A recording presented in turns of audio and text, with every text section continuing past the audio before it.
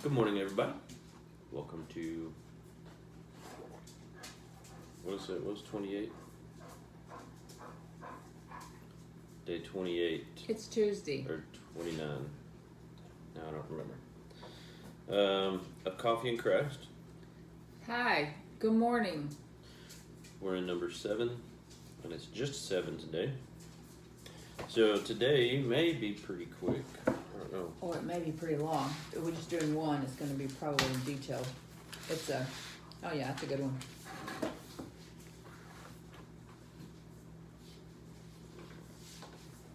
Hope everyone has their coffee.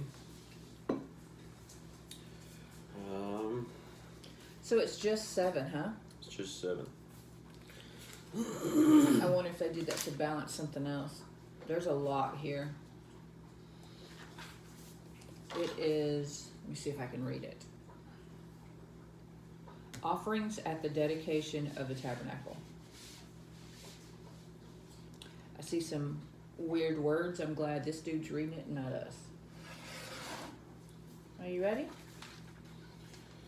Let's see, I've got 3 pages of 7. So maybe a little bit. Yeah. You know what? Maybe we can get it done under 30 minutes. It's impossible. I'm optimistic. And go. Number 7. When Moses finished setting up the tabernacle, he anointed and consecrated it in all its furnishings. He also anointed and consecrated the altar and all its utensils. Then the leaders of Israel, the heads of families who were the tribal leaders in charge of those who were counted, made offerings.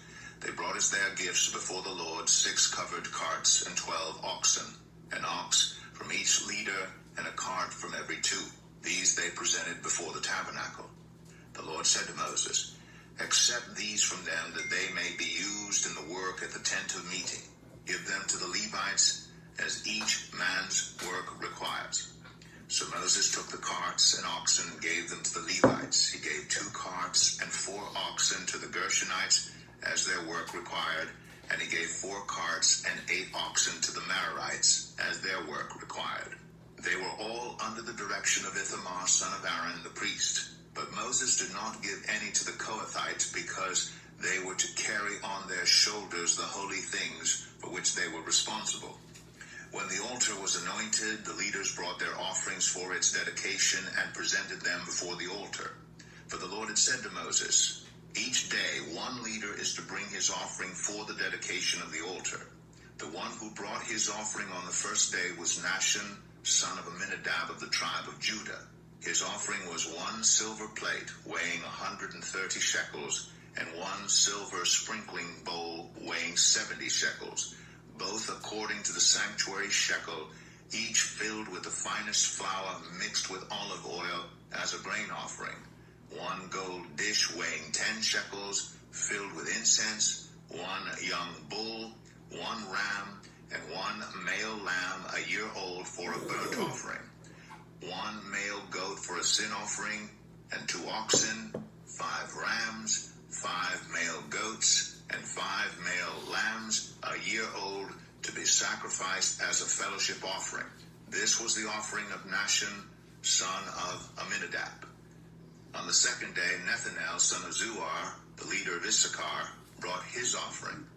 The offering he brought was 1 silver plate weighing 130 shekels and 1 silver sprinkling bowl weighing 70 shekels, both according to the sanctuary shekel, each filled with the finest flour mixed with olive oil as a grain offering. 1 gold dish weighing 10 shekels, filled with incense, 1 young bull, 1 ram, and 1 male lamb a year old for a burnt offering, 1 male goat for a sin offering, and 2 oxen, 5 rams, 5 male goats, and 5 male lambs a year old, to be sacrificed as a fellowship offering. This was the offering of Nethanel, son of Zuar. On the third day, Eliab, son of Helon, the leader of the people of Zebulun, brought his offering. His offering was 1 silver plate weighing 130 shekels, and 1 silver sprinkling bowl weighing 70 shekels, both according to the sanctuary shekel, each filled with the finest flour mixed with olive oil as a grain offering. 1 gold dish weighing 10 shekels filled with incense, 1 young bull, 1 ram, and 1 male lamb a year old for a burnt offering, 1 male goat for a sin offering, and 2 oxen, 5 rams, 5 male goats, and 5 male lambs a year old to be sacrificed as a fellowship offering. This was the offering of Eliab, son of Helon. On the 4th day, Elizur, son of Shadur, the leader of the people of Reuben, brought his offering. His offering was 1 silver plate weighing 130 shekels, and 1 silver sprinkling bowl weighing 70 shekels, both according to the sanctuary shekel, each filled with the finest flour mixed with olive oil as a grain offering. 1 gold dish weighing 10 shekels filled with incense, 1 young bull, 1 ram, and 1... Okay, I gotta pause. So this makes me, this first of all, I can probably assume why it's only 1 chapter today. Okay, but, alright, so I've got to ask the question. So these people were bringing their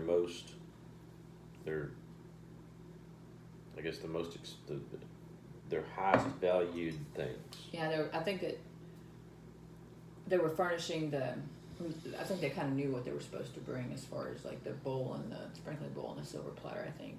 Alright, so today. Because the redundance of it. So if you were told to take something to somewhere and present it as Like to church or something? Your most valued item, what would you take? The first thing that came to my mind would probably be my saddle. I don't know. I'm sorry. That's the first thing that popped in my head when you said that.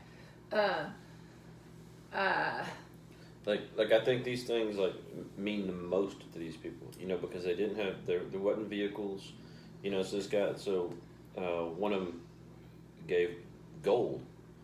Not a lot of people had gold. Some gave silver. And that stuff is very valuable to them. Like that was their. They all gave a gold dish.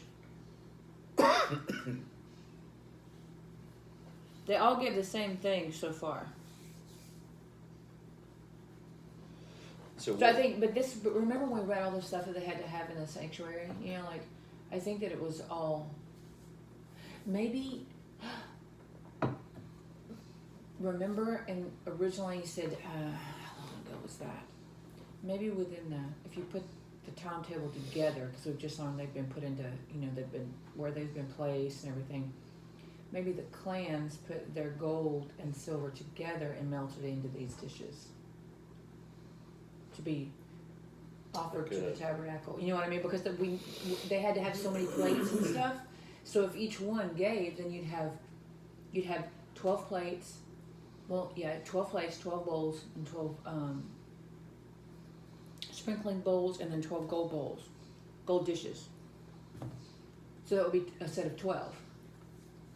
Okay, so what would you give up? What would I give up, or what would I offer? What would you offer as your most valuable item for God? Well, that's kind of hard because they were told to give up gold and silver to make these things. So it would whatever he wanted. But it would depend on what the purpose was, because everything has value according to the demand. Like, are you talking about just to sell it to have money? So, all right, let's say the church. Let's say today, if the church was like, we need one of everyone's vehicles. Yeah. Would you give up your vehicle? I guess, yeah. So you're telling me you would drive the 1-ton up to our church and just give it to them? I mean, if it was necessary if God said, because God told Moses this, so this is coming from God. This is not a preacher. Right. So it would be. If God said, "Bring me your truck," I'd give him my truck. But now think about it. To them, it's the same way it is today. Moses is basically their preacher. No, so Moses is not a preacher. I understand that, but it's basically their preacher. It's kind of in the same thing. So God tells Moses, Moses tells the people. God lays on our pastor's heart what to talk about. The pastor tells us. So if, Well, I think if you're think- saying our pastor said, hey, you know what, last night God told me we need one of everybody's vehicle. We're going to auction it off for money to build a new sanctuary. If I believe that God said it, yes, he could have my truck. Because I believe that I would get it back tenfold.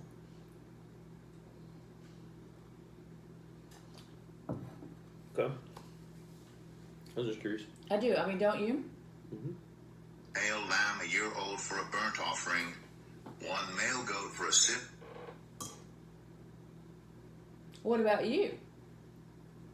You would not. Yeah, I don't know. I can't say that I would. I can't say that. I think you'd give up my truck. And I'm You'd be just, like, take hers. I'm just being honest. I would. I mean, I'm not like sugarcoating it. Like it would have to.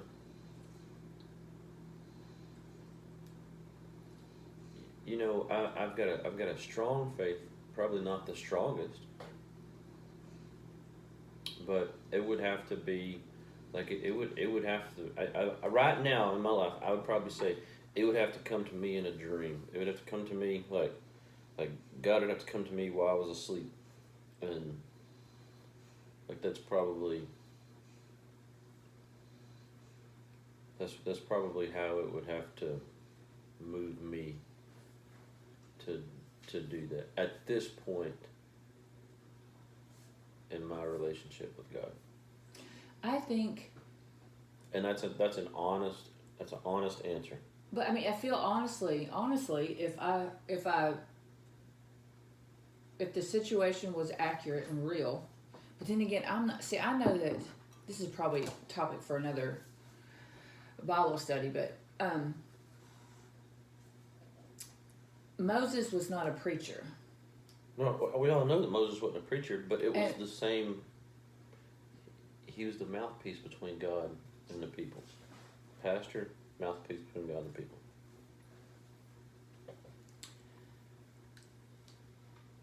Okay. I understand he wasn't a preacher. He didn't go. I don't know if he, so far, it hadn't talked that he preached the word of God. Basically, actually he is. He is preaching the word of God. Because everything God's telling him, he's relaying to the people.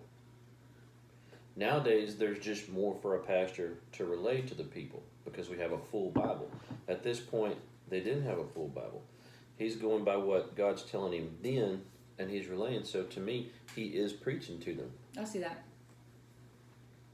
I do think that if there was strong conviction and this is what was required, then yeah. I believe if there was a conviction, if I had a conviction in this situation, and yeah. God has taken care of us. Don't. And Preaching I mean, the choir. we have been walking on faith for years. I know I have, for sure. And I just don't know. I can't say that I wouldn't.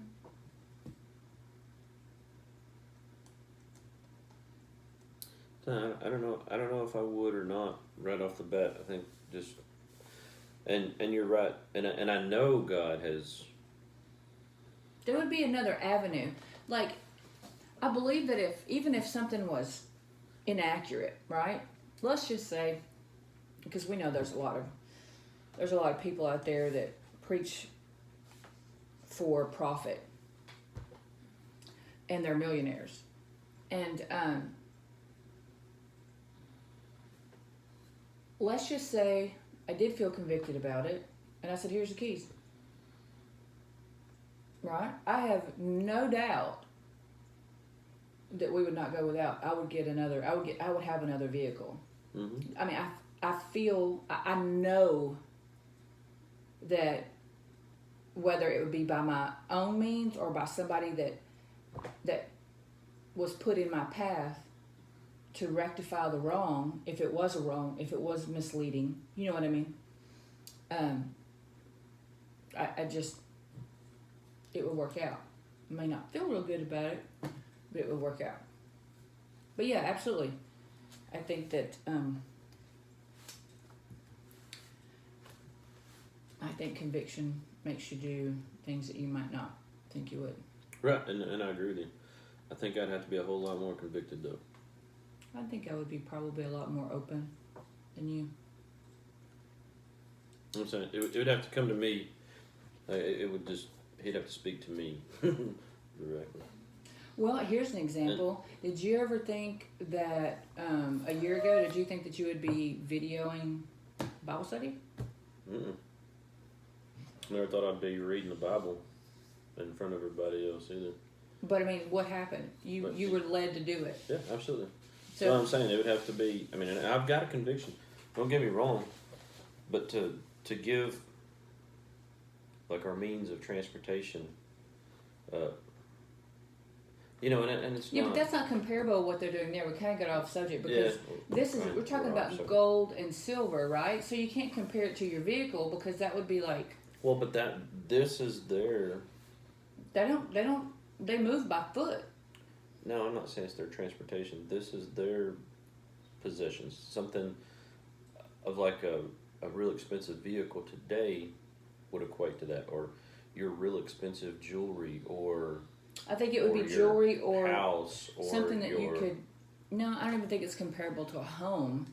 I think it would be like I think it items could that are be. expensive. That would be just about it. All right, here we go. What would y'all give up? What's the highest value item? But it's not about. I Yeah, don't y'all even would- know if it's about highest value because Well, They because gave it's up only this- the best to offer to God. The best. the flower. best of that category.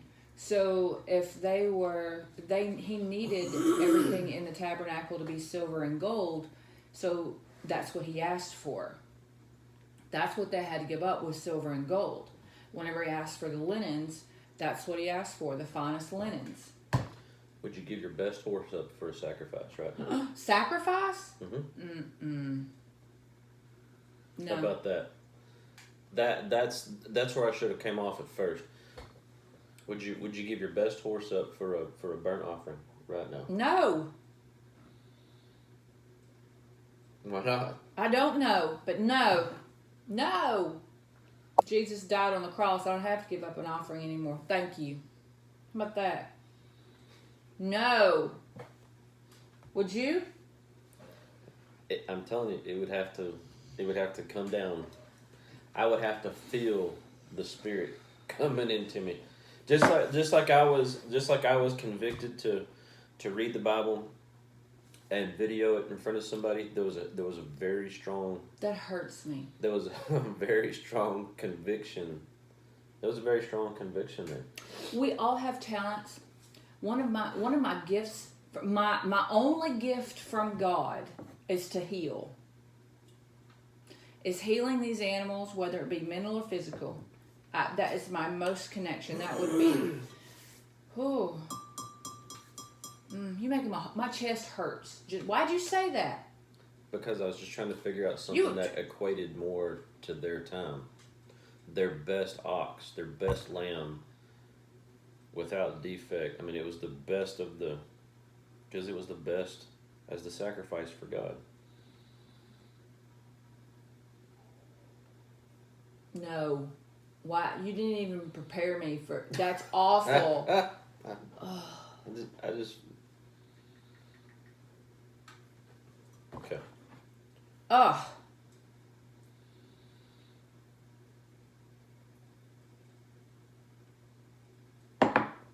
You have my truck and my saddle, but I don't know about my horse.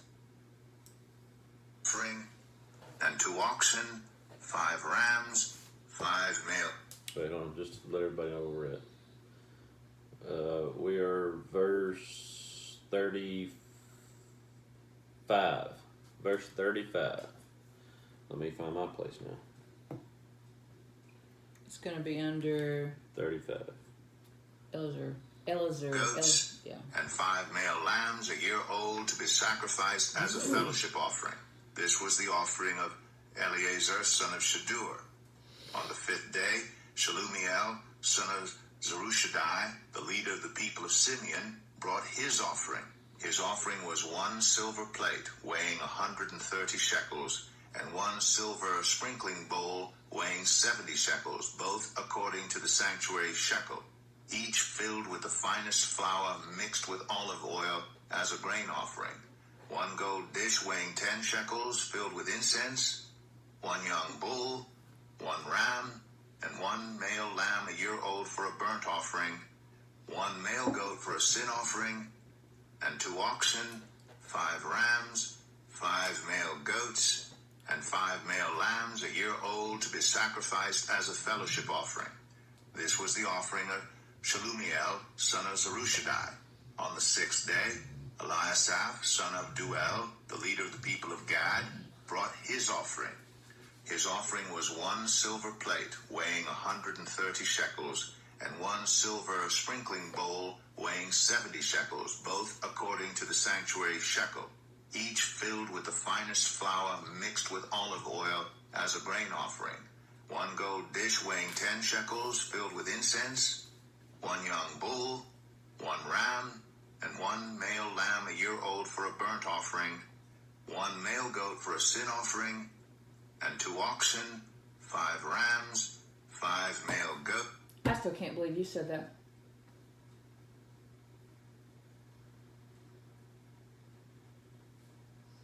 I was asking. I just want to put that out there. I can't even focus. And 5 male lambs a year old to be sacrificed as a fellowship offering. This was the offering of Eliasaph, son of Duel. On the 7th day, Elishama, son of Ammihud, the leader of the people of Ephraim, brought his offering. His offering was 1 silver plate weighing 130 shekels, and 1 silver sprinkling bowl weighing 70 shekels, both according to the sanctuary shekel, each filled with the finest flour mixed with olive oil as a grain offering. 1 gold dish weighing 10 shekels filled with incense, 1 young bull, 1 ram, and 1 male lamb a year old for a burnt offering, 1 male goat for a sin offering, and 2 oxen, 5 rams, 5 male goats, and 5 male lambs a year old to be sacrificed as a fellowship offering. This was the offering of Elishama, son of Ammihud. On the 8th day, Gamaliel, son of Pedazur, the leader of the people of Manasseh, brought his offering. His offering was 1 silver plate weighing 130 shekels, and 1 silver sprinkling bowl weighing 70 shekels, both according to the sanctuary shekel, each filled with the finest flour mixed with olive oil as a grain offering. 1 gold dish weighing 10 shekels filled with incense, 1 young bull, 1 ram, and 1 male lamb a year old for a burnt offering, 1 male goat for a sin offering, and 2 oxen, 5 rams, 5 male goats, and 5 male lambs a year old to be sacrificed as a fellowship offering. This was the offering of Gamaliel, son of Pedazur. On the 9th day, Abidan, son of Gideoni, the leader of the people of Benjamin, brought his offering.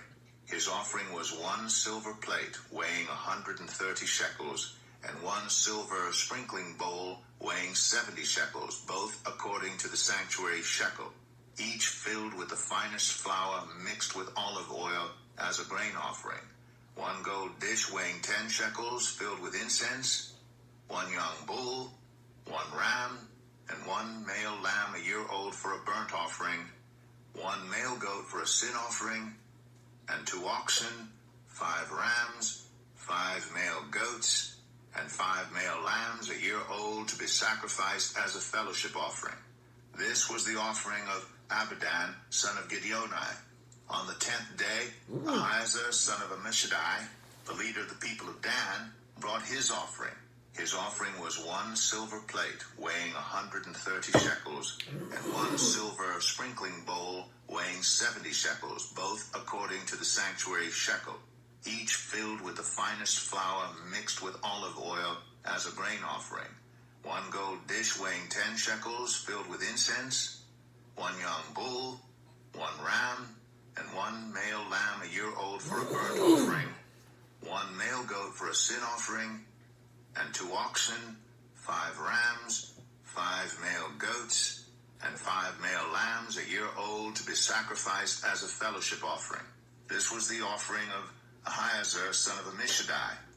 On the 11th day, Pagiel, son of Ochran, the leader of the people of Asher, brought his offering. His offering was 1 silver plate weighing 130 shekels, and 1 silver sprinkling bowl weighing 70 shekels, both according to the sanctuary shekel, each filled with the finest flour mixed with olive oil as a grain offering. 1 gold dish weighing 10 shekels filled with incense, 1 young bull, 1 ram, and 1 male lamb a year old for a burnt offering, 1 male goat for a sin offering, and 2 oxen, 5 rams, 5 male goats, and 5 male lambs a year old to be sacrificed as a fellowship offering. This was the offering of Pagiel, son of Ochran. On the 12th day, Ahira, son of Enan, the leader of the people of Naphtali, brought his offering. His offering was 1 silver plate weighing 130 shekels, and 1 silver sprinkling bowl weighing 70 shekels, both according to the sanctuary shekel, each filled with the finest flour mixed with olive oil as a grain offering. 1 gold dish weighing 10 shekels filled with incense, 1 young bull, 1 ram, and 1 male lamb a year old for a burnt offering, 1 male goat for a sin offering, and 2 oxen, 5 rams, 5 male goats, and 5 male lambs a year old to be sacrificed as a fellowship offering. This was the offering of Ahira, son of Enan.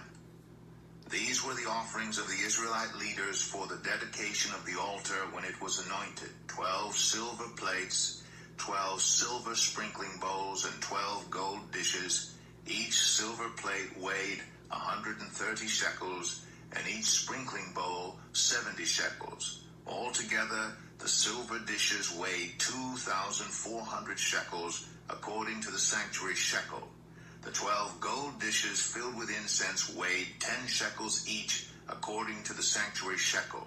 Altogether, the gold dishes weighed 120 shekels. The total number of animals for the burnt offering came to 12 young bulls, 12 rams, and 12 male lambs a year old, together with their grain offering.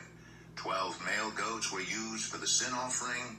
The total number of animals for the sacrifice of the fellowship offering came to 24 oxen, 60 rams, 60 male goats, and 60 male lambs a year old. These were the offerings for the dedication of the altar after it was anointed.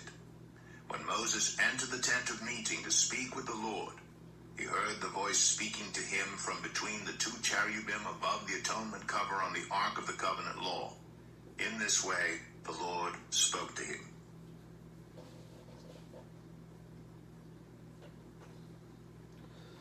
Ooh-wee.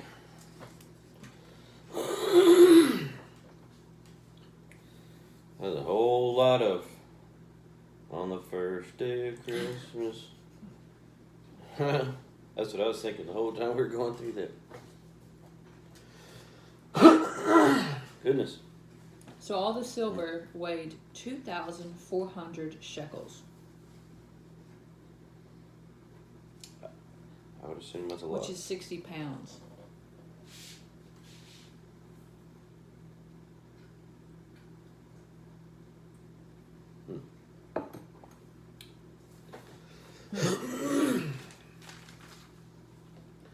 Well, we didn't make it under 30 minutes. It was because I stopped and had to ask the question. Still can't believe you said that. And why did you look that direction when you said it? You said your best horse, and you looked that way. I'm just looking out the window. You were looking. Sissy's up there. I know, cheers. Had nothing to do with I was just asking. I mean, you could have chose, another one. I was just asking.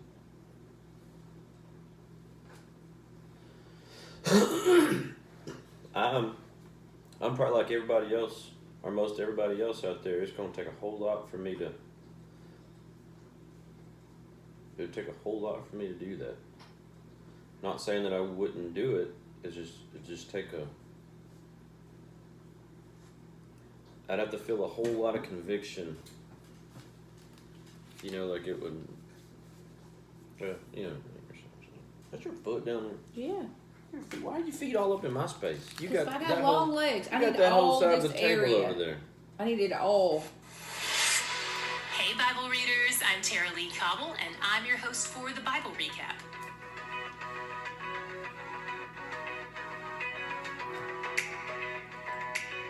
Tomorrow we wrap up 2 months of reading the Bible together. So far you've spent an estimated 12 hours reading the Bible and approximately 8 hours listening to this podcast. If you're already 2 months in with us, I'm assuming you're in this for the long haul. You're not the person who started in hopes of making it happen but faded out 2 weeks in. You're still here. That's huge. And I'm so grateful God keeps drawing you in to read His Word. You may have noticed we haven't made any announcements in the past week. And if you did notice, you're probably grateful for it. We would love to be able to give you an announcement-free episode every day. But our team spends an average of 120 hours each week working on that week's 1 hour of content that we send to you. And we have to pay them somehow. Up until now, our only revenue streams to fund this have been our Patreon supporters and our 15-second announcements, which honestly all aim to plug you in further to the very thing you've already invested in. Staying in the Word and falling more in love with God.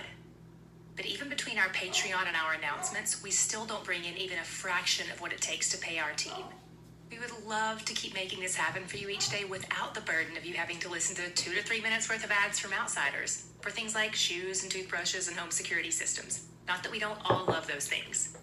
But if you love this podcast and you want to keep us ad-free, would you sign up today to be a $3 monthly Patreon supporter? That works out to be just 10 cents a day. And just $30 for the whole rest of the year of the Bible Recap.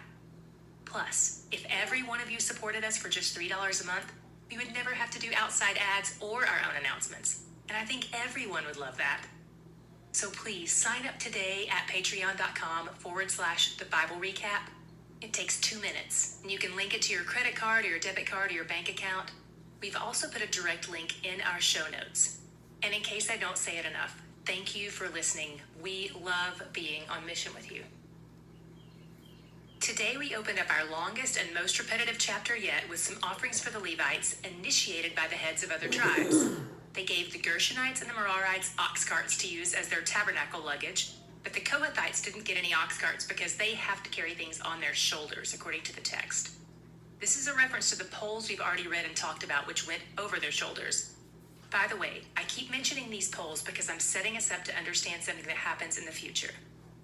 After they give the ox carts and the oxen, they set up a dedication ceremony, and God established the offerings that would come from each tribe during that process. Each tribe was assigned 1 day out of the 12-day ceremony where the leaders of each tribe would bring the offerings to the tabernacle. Starting with Judah taking the lead on day 1, they worked their way around the encampment clockwise. Each of the tribes, regardless of size, gave the Levites the same contribution to show that they each fully supported them. The Levites couldn't do this on their own. They needed help from the people. At the end of this 12-day dedication period, Moses went into the tabernacle to hear the Lord speaking to him, and that's where my God shot came in. Kind of obvious for today, I know. But it was the culmination of the previous 88 verses that were building up to all this that made it so beautiful. This was what it was all for. Animals and ceremony and silver basins, none of it would mean anything if this moment at the end weren't happening. A holy God drawing near to speak to sinful humans. All these offerings amounted to 12 plates with a total weight of over 1,500 shekels, 12 basins with a total weight of 800 shekels, 12 golden dishes weighing 120 shekels, oil and flour and incense, 6 carts, and 264 animals. These offerings served a purpose not only to bless the Levites, but also to bless all the people, and to connect the hearts of the tribes to the Levites and what they were doing, ultimately connecting them back to God. Jesus taught us that heart follows treasure. So by all the tribes giving these things to the one tribe who was serving them, it helped connect them to the reality of what the Levites were doing on their behalf. God is efficient. He uses the gift of one to bless the whole, and he also uses our giving as a two-way highway where we receive blessing in return. And I'm not talking about financial blessing or getting all your prayers answered with a yes. I'm talking about the real and lasting treasure of his nearness and the beauty of mirroring him to the world around us. By the way, I promise I'm not saying all this as a means of connecting us with what I said earlier at the top of this podcast. That's not my style. I hope you know a little bit about my heart by now. The timing of that announcement was because I happened to notice we only had one chapter to read today, and I thought it might be a day when time allowed for the announcement. And this is just what that one chapter happened to be about. I'm glad it worked out that way, though, because whether you're able to give a golden bowl or $3 or nothing at all, my heart is knit deeper to the Lord by this time I'm spending in his word, researching and writing each episode. And every single day, I see it more clearly, and I hope you do too, that he's where the joy is. If the Not a whole lot going on in that one, but Not just a lot of, there's a lot of repetitive stuff. yeah, well, it is the setup for the foundation of everything. Joe's not happy. I think he ate something. Hope you guys have a good day. Yep. I hope everyone has a great Tuesday. Enjoy the weather. Looks like it may be nice for the It's most supposed to part rain today. tonight, I think. And yeah, if y'all followed along, thank y'all very much. And we'll see y'all in the next one. Bye. Bye.